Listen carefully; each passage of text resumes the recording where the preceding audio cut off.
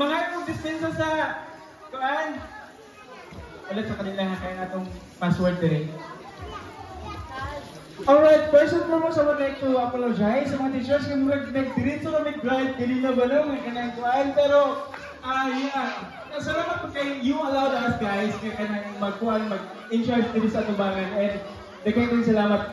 So, sa mga ginikanan, ako introduce kaninyo, mo ni actually ang mga vloggers, ang uban na mo, aspiring vloggers, para ang tumang gitna mo ay para maka-extend og tabang.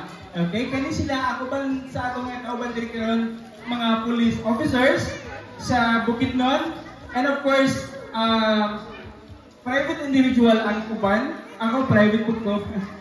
Okay, so nagkahiusap din para mo ani diri kay para ipabati sa Pigalungan Elementary School that there are people nga naghuna-huna sa mga kabataan din, most especially sa mga teachers po. Okay, so we would like to, Sir Jay, daghang salamat po. Daghang salamat sa inyong pag-accommodate diri, although dili pa mata mag-closing ba no? Magpasalamat lang mintaan sa inyong pag-accommodate sa mga diri kabalo ko nga busy gyud po no. Mga teachers busy kayo. Pero you guys accommodate us to come and share our blessings sa Pigalungan Elementary School. And with that, we would like to thank you guys. Daghang salamat sa inyong pag-accommodate sa mga. So, ang vloggers sa Bukidnon, of course, ang mga kauban na nato diri, magpasalamat sa ila kay naguna-una din sila nga mag-share po sa ilang mga panalangin, blessing din sa Pigalungan Elementary School. So, daghang salamat. Uy, ang sasaya kayo nga. And of course, gusto lang na ko i-shout out ang mga kabataan ba no? Nakanamang ko, nakailang ko kanto, sinis marumat na kayo, dumakan na kay police. Doon ang mga teacher na makarumat na kayo. Unya, doon madumata o kopian ba yan na gultini o yung bulig kanyo. Ayaw pa ka nang korog, masiat, nakay pa makaramo. Siya si Tato Opil. Okay, ayaw ka-inspire ko sa makarag manom o is true. Ilang di teacher? Sa makarag man iling doon, okay? Pero wala na kapanulo sa DepEd, pero in bulihan mga ayaw ang pagkandini, ayaw ang bulig kanyo kahit Pigalungan Elementary School. Okay? Mga bata!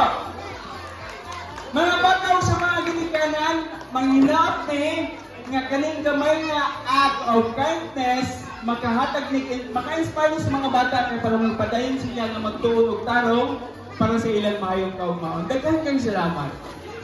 Yay! Sa inyong bag, ang inyong school supplies para dili na mawala.